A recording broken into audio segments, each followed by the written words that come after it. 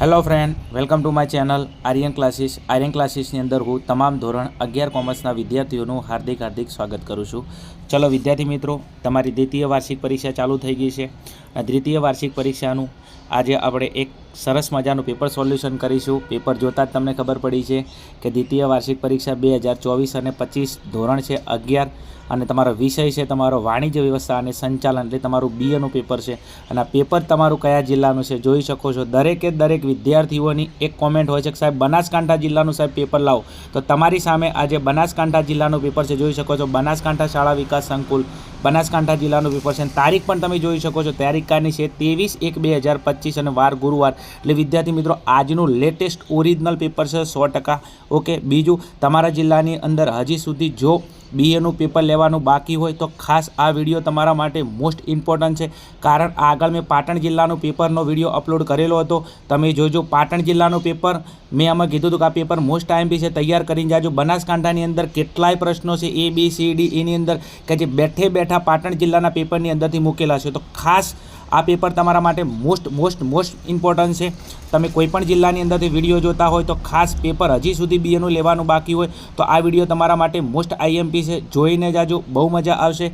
ચલો, બીજું ચેનલ પર નવા હો તો ચેનલને સબસ્ક્રાઈબ કરજો, વિડીયોને લાઇક કરજો, તમારા મિત્રો સુધી શેર કરજો. બીજું કે ચેનલને સબસ્ક્રાઈબ કરજો, કારણ કે ધોરણ 11ના તમારા તમામ વિષયના પેપર આપણી ચેનલની અંદર અપલોડ કરવામાં આવે છે રોજે રોજ. ઓકે, ચલો હડો ફટાફટ, તમારો સમય વધારે નથી લેવો, આપણે આવતા રહીશું વિભાગ એની અંદર.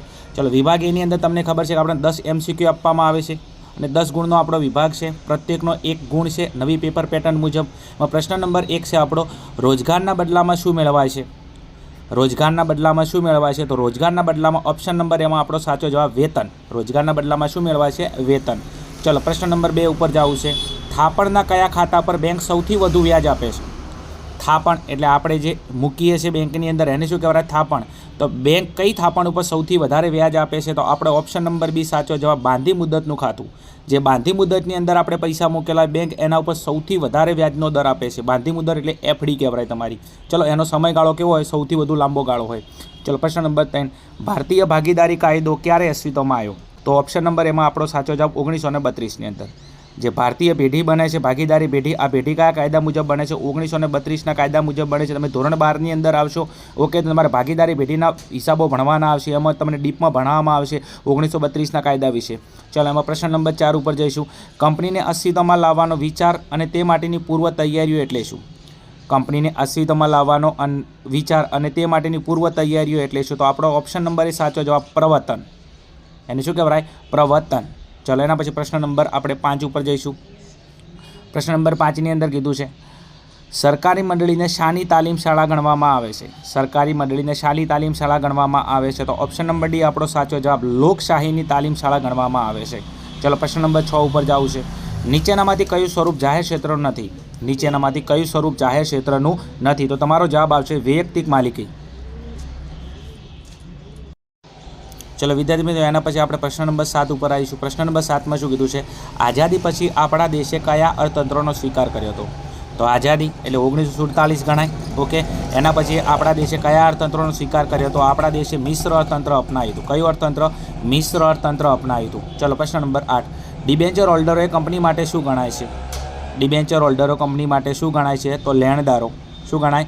લેણદારો. કારણ કે ડિબેન્ચર કંપની માટે દેવું ગણાય અને એ લોકોએ આપણને પૈસા આપેલા છે વ્યાજમાં, તો આપણે એ પૈસા ગમે ત્યારે પાછા આપવા પડશે. તો કંપની માટે શું ગણાય? લેણદારો ગણાય. ચલો, પ્રશ્ન નંબર 9, કંપનીના નફામાંથી સૌપ્રથમ ડિવિડન્ડ મેળવવા માટે કોણ હકદાર છે? કંપનીના નફામાંથી સૌપ્રથમ ડિવિડન્ડ મેળવવા માટે કોણ હકદાર છે? ઓપ્શન વાંચીશું. એમાં છે પ્રેફરન્સ શેર હોલ્ડરો, બીમાં છે ડિબેન્ચર હોલ્ડરો, સીમાં છે ઇક્વિટી શેર હોલ્ડરો, ડીમાં છે લેણદારો. સૌથી પહેલાં તમે જો કંપનીના નફામાંથી ડિવિડન્ડ મેળવવા માટે એક તો ડિબેન્ચર હોલ્ડરો તો આવે જ ના, કારણ કે એ તો દેવું છે, એમને તો વ્યાજ આપવું પડે. બીજું લેણદારો તો આવે ને. તો હવે તમારો જવાબ વધ્યો કયો? ઓપ્શન નંબર A અને C. પ્રેફરન્સ શેર હોલ્ડર અને ઇક્વિટી શેર હોલ્ડરો. પ્રેફરન્સ શેર હોલ્ડરો એ કંપનીને વિસર્જન સમય એમને મૂડી પહેલાં મળે અને બીજું હયાતી દરમિયાન સૌપ્રથમ ડિવિડન્ડ કોને આપવાનો હક છે? તો પ્રેફરન્સ શેર હોલ્ડરોને. તમારો જવાબ કયો આવશે? પ્રેફરન્સ શેર હોલ્ડરોને. તો કંપનીના નફામાંથી સૌપ્રથમ ડિવિડન્ડ મેળવવાનો હકદાર કોને છે? તો પ્રેફરન્સ શેર હોલ્ડરોને.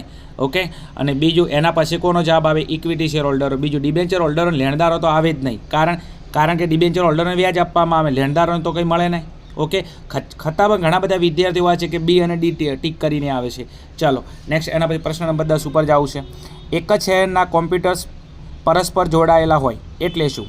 એક જ શહેરના કોમ્પ્યુટર પરસ્પર જોડાયેલા હોય એટલે શું? તો ઓપ્શન નંબર સી આપણો સાચો જવાબ. ઓકે, મેન MEN આપણો સાચો જવાબ. ચલો એના પછી વિભાગ બીની અંદર જવું છે. વિભાગ બીની અંદર તમને કીધું છે નીચેના પ્રશ્નોના 1-2 વાક્યમાં ઉત્તર લખો. ઓકે, પ્રત્યેકનો તમને 1 ગુણ મળવાપાત્ર છે. ઓકે, એમાં 5 પ્રશ્નો તમને આપવામાં આવે છે. જો તમારે બીએની અંદર 50માંથી 50 લાવવા હોય તો ખાસ તમારે વિભાગે એ અને બી ઉપર સૌથી વધારે કોન્સન્ટ્રેટ કરવું પડે. કારણ કે એની અંદર તમને કોઈ અથવામાં પ્રશ્ન આપવામાં નથી આવતો. એમ 100% તમારે 50માંથી 50 આવી શકે છે, પણ વિભાગ એ અને બીની અંદર તમારે એક્યુરેશન ચોકસાઈ રાખવી પડશે. ચલો પ્રશ્ન નંબર 11. મલ્ટિપલ યુનિટ ટ્રેન એટલે શું? મલ્ટિપલ યુનિટ ટ્રેનની તમને વ્યાખ્યા પૂછેલી છે. તો એની વ્યાખ્યા શું છે? ટ્રેનના બધા અથવા કેટલાક ડબ્બા ચાલક બળ ધરાવતા હોય. ટ્રેનના કેટલાક ડબ્બા અથવા ચાલક બળ ધરાવતા હોય તેને શું કહેવામાં આવે છે? તેને મલ્ટિપલ યુનિટ ટ્રેન કહેવામાં આવે છે. જોઈ લેજો, વ્યાખ્યા તમને આપેલી છે મલ્ટિપલ યુનિટ ટ્રેનની. ચલો પ્રશ્ન નંબર 12. WWEનું પૂર્ણ રૂપ આપવાનું છે. દરેક વિદ્યાર્થીને આવડતું છે. ઓકે, તો એનું પૂરું નામ શું છે? World wide web. એનું પૂરું નામ શું છે? World wide web. ચલો પ્રશ્ન નંબર 13. જાહેર નિગમ કોને કહેવામાં આવે છે? જાહેર નિગમની વ્યાખ્યા પૂછેલી છે. ઓકે, તો જાહેર નિગમની વ્યાખ્યા શું છે? સંસદ કે વિધાનસભાના ખાસ કાયદા દ્વારા અસ્તિત્વમાં આવેલા એકમને. સંસદ કે વિધાનસભાના ખાસ કાયદા દ્વારા અસ્તિત્વમાં આવેલા એકમને શું કહેવામાં આવે છે? જાહેર નિગમ કહેવામાં આવે છે. વ્યાખ્યા તૈયાર કરી નાખજો, મોસ્ટ ઇમ્પોર્ટન્ટ છે. ચલો પ્રશ્ન નંબર 14. સરકારી કંપનીના શેર કોના નામે ધારણ કરવામાં આવે છે? આગળ પણ જે મેં પેપર સોલ્યુશન કરાવ્યું હતું પાટણ જિલ્લાનું, એની અંદર પણ આ પ્રશ્ન બેઠો આવેલો છે. સરકારી કંપનીના શેર કોના નામે ધારણ કરવામાં આવે? તો રાષ્ટ્રપતિના નામે. તમારો જવાબ શું આવશે? રાષ્ટ્રપતિના નામે શેર ધારણ કરવામાં આવે છે. પ્રશ્ન નંબર 15. કંપની ધારા 2013 મુજબ કંપનીની વ્યાખ્યા આપો. કંપની ધારા 2013 મુજબ કંપનીની વ્યાખ્યા પૂછેલી છે. તો કંપનીની વ્યાખ્યા શું છે? કંપની એટલે કાયદા હેઠળ અથવા અગાઉના કોઈપણ કાયદા હેઠળ સ્થપાયેલી કંપની. આ કોની વ્યાખ્યા છે? કંપનીની વ્યાખ્યા છે. તમે તૈયાર કરી નાખજો. ચલો વિદ્યાર્થી મિત્રો, એના પછી આપણે વિભાગ એ જોયો, વિભાગ બી, અને હવે ફટાફટ આપણે આવતા રહીશું વિભાગ સીની અંદર. વિભાગ સીની અંદર સૂચના શું આપેલી છે? નીચે આપેલા પ્રશ્નોના ટૂંકમાં ઉત્તર આપો. ગમે તે 5 પ્રશ્નો તમારે લખવાના છે. પ્રત્યેકના 2 ગુણ છે. ઓકે, અને તમારો આ વિભાગ કેટલા ગુણનો છે? 10 ગુણનો છે. ઓકે, તમને પ્રશ્ન નંબર 16 થી લઈને 23 સુધી જે પણ પ્રશ્નો આપેલા છે. ઓકે, આની અંદર તમારે તમારા મનગમતા 5 પ્રશ્નો લખવાના છે. પેપર સ્ટાઇલ બહુ મસ્ત છે. એમાં પ્રશ્ન નંબર 16 કીધું છે કિસાન વિકાસ પત્ર એટલે શું? એની વ્યાખ્યા પૂછેલી. પ્રશ્ન નંબર 17માં બેંક ઓવરડ્રાફ્ટ એટલે શું? પ્રશ્ન નંબર 18ની અંદર બેંક ખાતાના પ્રકાર જણાવો. પ્રશ્ન નંબર 19ની અંદર ધંધાકીય વ્યવસ્થાના વિવિધ સ્વરૂપોની માત્ર યાદી બનાવો. પ્રશ્ન નંબર 20ની અંદર કીધું છે ખાતાકીય સંચાલન એટલે શું? ઉદાહરણ આપી સ્પષ્ટતા કરો. એના પછી પ્રશ્ન નંબર 21ની અંદર રાખી મૂકેલ કમાણી એટલે શું? પ્રશ્ન નંબર 22ની અંદર વાણિજ્યની દ્રષ્ટિએ મૂડીની ખ્યાલ આપો. અને પ્રશ્ન નંબર 23ની અંદર છે ભાગીદારોના પ્રકાર જણાવો. ચલો હવે અહીંયા તમારો વિભાગ સી પૂરો થાય છે. આની અંદરથી તમને કોઈ પણ ગમે એ 5 પ્રશ્નો લખવાના છે. 2 ગુણ છે દરેક પ્રશ્નના. ઓકે, સ્ક્રીનશોટ લઈ લેજો ફટાફટ. ચલો એના પછી આપણે આવતા રહીશું વિભાગ ડીની અંદર. ચલો વિભાગ ડીની અંદર શું કીધું છે? નીચે આપેલા પ્રશ્નોના મુદ્દાસર ઉત્તર આપો. ગમે તે 5 પ્રશ્નો તમારે લખવાના છે. પ્રત્યેકના તમને 3 ગુણ મળવાપાત્ર છે. ઓકે, અને 5 તરી 15 ગુણનો તમારો વિભાગ છે. ઓકે, એટલે પ્રશ્ન નંબર 24 થી પ્રશ્ન નંબર 31 સુધી તમને વિભાગ ડીના પ્રશ્નો આપેલા છે. આની અંદરથી તમને મનગમતા 5 પ્રશ્નો તમારે લખવાના છે. પ્રશ્ન નંબર 24માં શું કીધું છે? ધંધાના આર્થિક હેતુઓ સમજાવો. પ્રશ્ન નંબર 25ની અંદર કીધું છે ભાગીદારી પેઢીનો અર્થ આપી લક્ષણો જણાવો. પ્રશ્ન નંબર 26ની અંદર વૈયક્તિક માલિકે ધંધાની તાલીમ શાળા છે, સમજાવો. પ્રશ્ન નંબર 27ની અંદર સરકારી મળીને લોકશાહીની તાલીમ શાળા શા માટે કહે છે? પ્રશ્ન નંબર 28 તફાવત લખવાનો છે જાહેર ક્ષેત્ર અને ખાનગી ક્ષેત્ર. પ્રશ્ન નંબર 29 વૈશ્વિક સાહસોની લાક્ષણિકતા જણાવો. પ્રશ્ન નંબર 30ની અંદર જાહેર થાપણો સુખના સમયની સાથી કહેવામાં આવે, સમજાવો. પ્રશ્ન નંબર 31માં તફાવત આપો શેર અને ડિબેન્ચર. ફટાફટ સ્ક્રીનશોટ લઈ લેજો.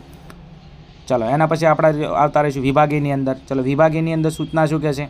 નીચે આપેલા પ્રશ્નોના સવિસ્તર જવાબ આપો. ઓકે, વિભાગ એની અંદર કોઈ પણ તમારે 2 પ્રશ્નો લખવાના છે. પ્રત્યેકના તમને 5 ગુણ મળવાપાત્ર છે. અને 5 દુ 10, 2 પ્રશ્નો એટલે વિભાગ તમારો 10 ગુણનો છે. ઓકે, મોસ્ટ IMP પ્રશ્ન છે A, B, C, D અને E. દરેક વિદ્યાર્થી આ પ્રશ્નપત્ર ખાસ બનાસકાંઠાનું તૈયાર કરી જશે. કારણ કે દરેક વિદ્યાર્થીઓની કોમેન્ટ હોય છે કે સાહેબ બનાસકાંઠાનું પેપર એટલે સાહેબ બધી આંગળીઓ જીમાં એવું હોય છે એમ. ચલો પ્રશ્ન નંબર 32 શું કીધું છે? કંપનીના ફાયદા અને મર્યાદાઓ સ્પષ્ટ કરો. પ્રશ્ન નંબર 33ની અંદર ખાનગી કંપની અને જાહેર કંપનીનો તફાવત આલો. તફાવત લખવાનો મજા આવે એવો છે. પ્રશ્ન નંબર 34 તમને આપેલો છે, જોઈ શકો છો.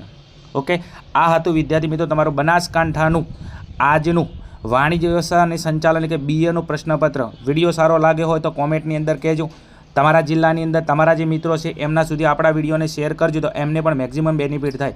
મળીશું આગળના આવા જ કોઈ પ્રશ્નપત્રના સોલ્યુશન સાથે. ત્યાં સુધી જોતા રહો અમારી channel Aryan classes. Okay, thank you. જય હિન્દ, જય ભારત, તથાસ્તુ.